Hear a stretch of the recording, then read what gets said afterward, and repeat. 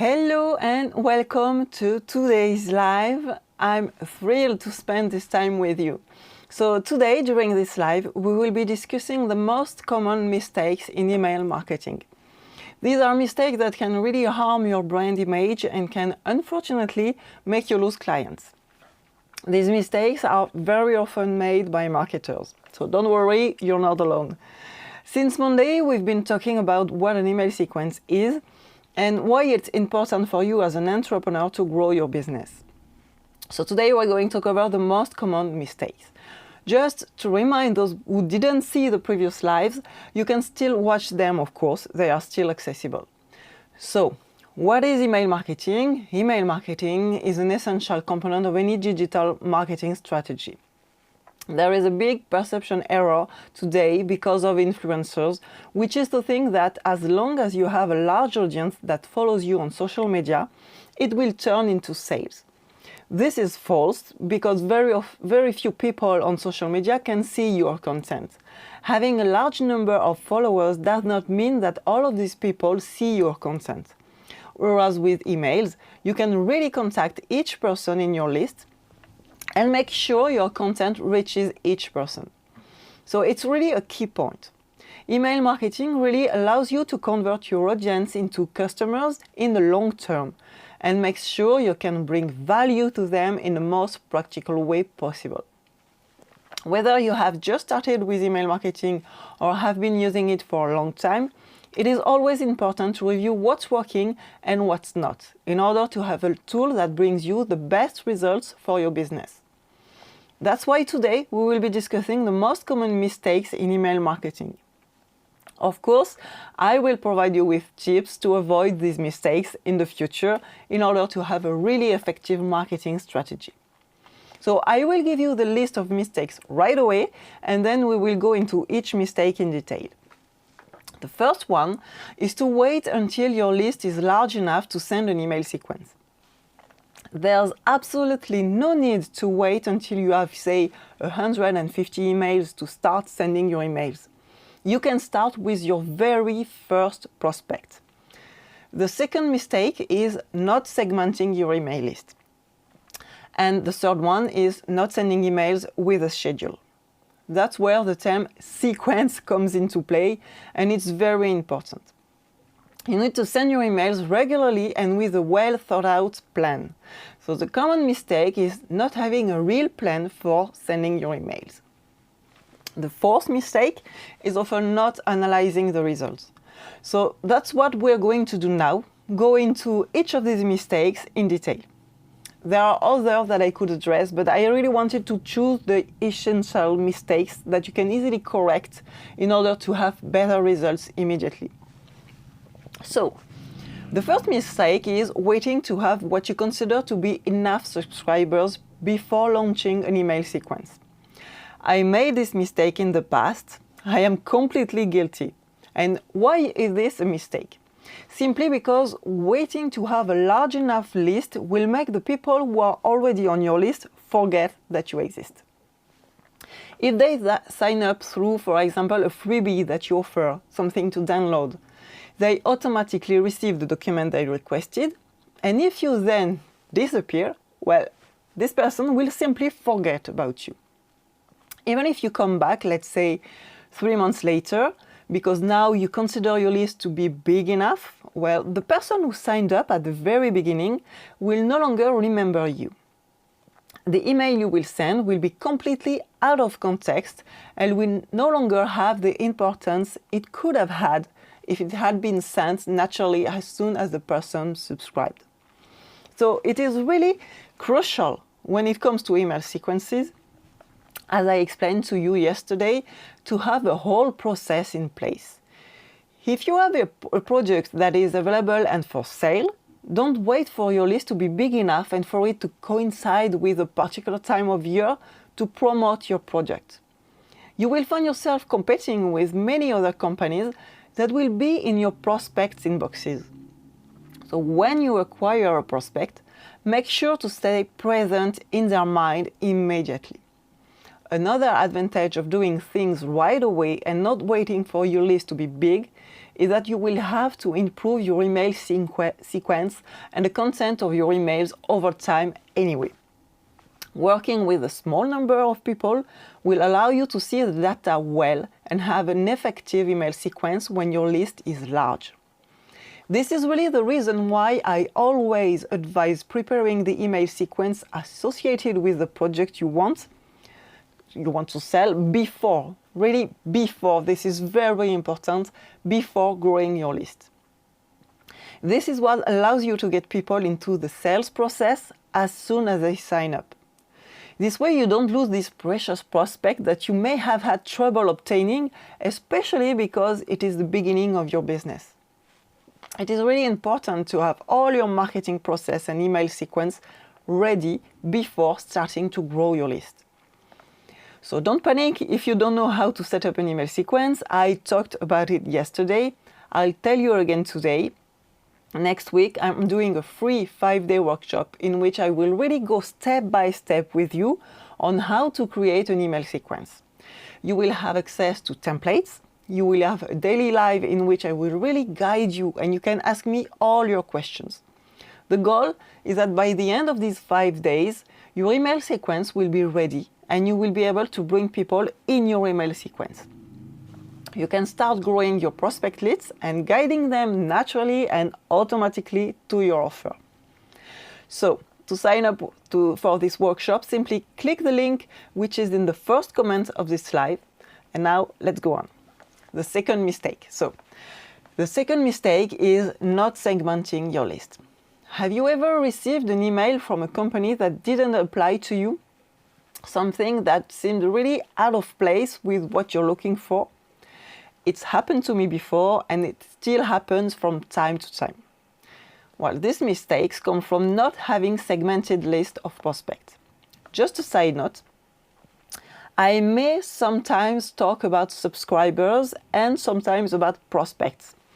I will try to stay really focused on the term prospect since we are really focused on growing our business and so making more sales. So let's talk about prospects. Yes, both are people who subscribe to your newsletter, but there is a difference between an email sequence and a newsletter. Both are valid, but we are really focused on the email sequence to make sales. So let's talk about prospects. Also very quickly, because I don't like leaving people in the dark, a newsletter will be the information you send, for example, once a week to your entire email list. Information that may interest everyone, that is quite general, valuable content, and often educational. A newsletter is sent on a regular basis. The email sequence, on the other hand, is something else entirely. It is really the automated emails that will guide your prospect throughout the buying journey to your offer. That's it. If you have any question, if some details are not clear, of course, don't hesitate to ask your question in the comments so I can answer them. I'm really here for that. So let's get back to our topic. The mistake of not segmenting your list. Segmenting your list into smaller parts, into specific categories, allows you to send appropriate information at the right time to the right people, whether it's to your prospects or your customers. The first segmentation that is obvious and important to do is the difference between prospects and customers. But you can go into even more detail. If you have several projects for sale, think about properly distinguishing prospects based on the product they are interested in. You won't offer someone who is having hair loss problems, hair ties or hair jewelry. Really, you must target the right people with your content. This is what automation in your email campaign is for. It's really a way to talk to the right person at the right time. There was a study done, by the way, that found that companies that sent automated emails had 133% more chances of sending tailored messages that corresponded to their prospects' purchasing cycle. 133%. This is absolutely huge. It speaks to the importance of having automation and being able to segment properly. So as I just told you, you can start by segmenting between customers and prospects, and also according to the projects you offer. You can also do a segmentation based on your prospect's demographic or geographical information, according to the stage where they are in your sales funnels too. This is a point we can go into more detail on. If you like, in another live session, we can talk about the sales funnel and how to properly define the different stages. If this is something you would like me to talk about, just tell me in the comments and I'll definitely take a note and think about talking about it next time in live. So now, let's go back to the segmentation. You can also segment according to interest or where your prospects come from. To give you an example, I sometimes run advertising campaigns. If people come from an advertising campaign, they have a certain tag that allows me to put them into a segment. If they come from my organic content marketing, I differentiate them from those who come from an advertising campaign. So really, I make differences to be able to clearly see which channels are working best, how I address each one, and understand the psychology of each group of people to really optimize the messages I send them. But at the beginning, as I said, you can segment customers and prospects. We are going to study all this together in detail during the workshop. Now, the third mistake is not having a defined email schedule. This is really where the difference between a newsletter and an email sequence comes in. If a person signs up with you and becomes a prospect, but doesn't receive emails regularly, your prospect may perceive it as a lack of professionalism. So trust will be a bit damaged and selling will be harder later. Similarly, it's not about sending your content in an email as soon as your content is ready. For example, I post my videos on my YouTube channel on Mondays, but I only send my newsletter on Saturday, once all the content of the week has been published, and I can send them something substantial and satisfying. And the fact that it's regular, that prospects receive an email every Saturday with a certain type of content, means they are expecting it. It's not just an email among many others that falls randomly on a day. So your consistency will really make your emails more opened. So it's very, very important. It's not about saying, I made a video on Monday, I sent an email because the video came out, then I made a blog post on Wednesday, so I'll send an email on Wednesday, and sometimes the day can be shifted. No. All of this would make no sense, and it would be not professional, and it would not build trust. So really, schedule your emails, both the email sequence and your newsletters. Similarly, for the email sequence, it's not necessarily an email every day. It must be thought out, calculated, so that it makes sense. You will see that by being regular in your schedule, your email open rate and your click rate within your emails will dramatically increase. What you can also do is inform your subscribers. Once they sign up for your email list, you can simply tell them that you will send them a newsletter every week, every Saturday, or every 2 weeks. Every month. It's up to you to define, but once you've defined it, make sure to stick to it. It will be very important. Next, the fourth mistake is not analyzing results. So, this is very important because it's really what's going to allow you to make sure that you have a system that works. If you don't analyze the results, how can you know if it's working? It could be that you're doing work that ultimately doesn't bring you enough return on investment, or that there's a technical issue you haven't identified. Just to give you an example, if you analyze the data and see that there's a click rate of 0, it might simply be a sign that you forgot to put the link in your call to action. So it can give you very important indications to act immediately and also, of course, to improve your actions.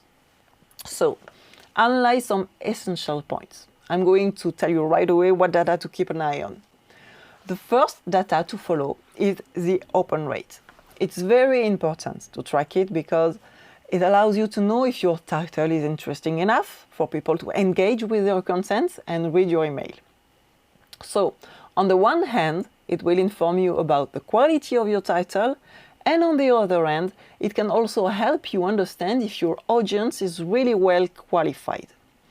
If most of your audience doesn't open the email, you may assume that it's not well qualified enough, that you have an email list that's really too vague, and that you should focus on attracting more qualified prospects who have a greater need for what you offer. So if your open rate is low, it's certainly a sign that it's time to both review the titles you're using and also the type of person you're targeting. The numbers may slightly vary depending on your industry, but generally speaking, if you have an open rate above 25%, then your strategy is working very well. Anything between 20% and 25% is reasonable, and it's good, you can continue. But if you are below 20%, then there's something to review. The open rate is really the first thing to track, since it's from there that you can go into more details, like, for example, looking at the click rate, the response rate, etc. And I can tell you that when you have a very good open rate, it's very satisfying, because you know that you are talking about things that really attract and interest your audience, and you know you're doing a good job. So really, tracking your results, tracking the open rate will be very satisfying, I can tell you. But all of this, tracking also the click rate, the response rate, all of this can happen if people don't open your emails. So another point that is not necessarily among the most recommended generally, but that I personally find important, is the time of emails open. I'm sorry. In fact, if you observe the time at which you have the most opens and then target the sending of your emails at that specific time, you will see an open rate that will explode. So it's important, take a close look at what time of the day and what days emails are most opened. You've noticed we receive a lot of emails every day. It's hard to keep your head above water with so many emails we receive. So if your email arrives at the same time as a large number of other emails, it may be lost among all the others and the person may not see yours.